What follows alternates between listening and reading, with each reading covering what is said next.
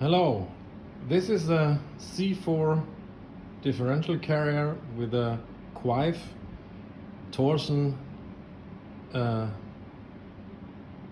interior.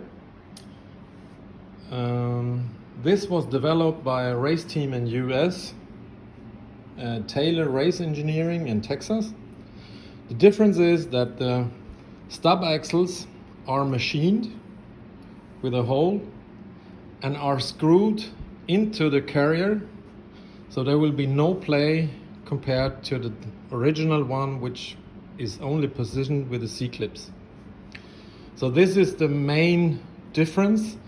There are no clutch packs in the differential carrier anymore. It's converted to a Torsen and should improve almost everything. I will come back later when it's finished, assembled and fixed.